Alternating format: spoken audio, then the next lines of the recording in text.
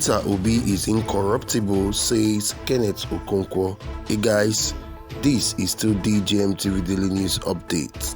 Ahead of the 2023 general election, a presidential spokesman of the Labour Party Presidential Campaign Council, Dr. Kenneth Okonkwo, has said that Peter Obi, the presidential candidate of the Labour Party, is incorruptible.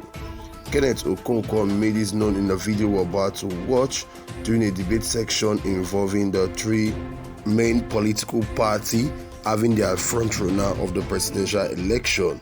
According to the spokesperson of the Labour Party, Kenneth Okonkwo, he said Peter, having seen the developmental agenda of all countries, have said he will invest in STEM education, after which we shall rebuild surplus professionals that you can engage in legal migration, and by so doing, developing the Nigerian youth and enhancing their human capital to make sure that we can feed the world with intellectualism and professionalism.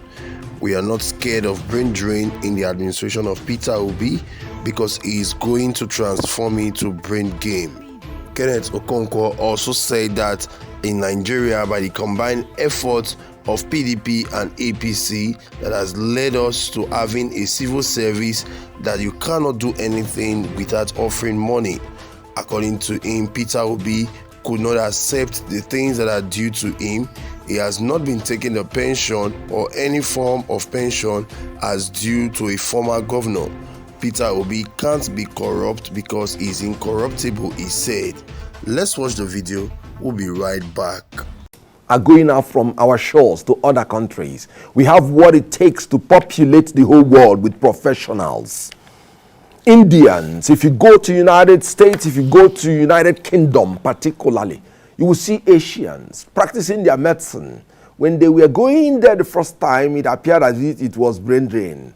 When they went there, they articulated the medical position of England, learned from them, went back to their country, and they have established one of the best medical facilities in India. So what we're going to do is, my principal, having seen the developmental agenda of all countries, because that's why he travels to all countries, he said, look, I'm going to invest in education through the STEM education: science, technology, engineering, mathematics. When you do that, you build surplus professionals that you can now engage in legal migration. You can now feed the whole world with your intellectuals. So we are going to develop our youths, enhance their human capital to make sure that we can feed the world if they want, with intellectualism and professionalism. So we are not scared of brain drain in Labour Party or in the regime of Peter Obi. He's going to transform it to brain gain. Having said that, let us come into the issue of corruption. One of the 7-point agenda of my principle is restructuring through effective legal and institutional reforms that will aggressively fight corruption, prevent corruption, maintain rule of law, reduce cost of governance, and ensure an honest and efficient civil service in Nigeria by the combined effects of the incompetence of PDP and APC that led us to have a civil service that you cannot do anything without offering money. I can tell you that for free. That is why we say they are transactional. You cannot do anything in Nigeria now without going into the transaction of it. Corruption. My principal could not even accept what is due for him, was not even and has not been taking any pension as a former governor, could not even take any plot of land. When we went to Benin, I was in Oba of Benin's palace, and the Oba looked at him and said, your integrity is going before you. I have a principle that loathes corruption. Not only that he will not be corrupt, he's incorruptible. And coming into the issue of education, you have heard about sorting, you have heard about sexual harassment. These things are all vestiges of a collapsing and a failing educational system. The reason when lecturers, their take home can no longer take them home, they start looking, especially the ones that may not be as godly as some other ones, they start looking for other ways to make both ends meet. When students do not have lecturers that teach them because their lecturers are doing other businesses, they begin to look for other ways to survive. When my principal was the governor of Anambra State, he first of all returned the schools to their original owners who will manage the school effectively. He put money, do you know, he bought laptops. He digitalized the educational system of Anambra State. As at that time, it was not accidental. They turned and became first. It was not accidental that the university that is in Anambra State today did not join the strike. And when they were asked, they say it was the formula that was built by Peter Obi when he was the governor. So educationally, the corruption is as a result of poverty. It is as a result of not being able to afford what you ought to afford. Talking about the issue of corruption in APC government, one person stealing 109 billion naira, and he's the person that is the custodian of the money. How much will you give education when the person that is the custodian is stealing such amounts? You can see what is going on in budget. They have never budgeted up to 10% in education since their inception.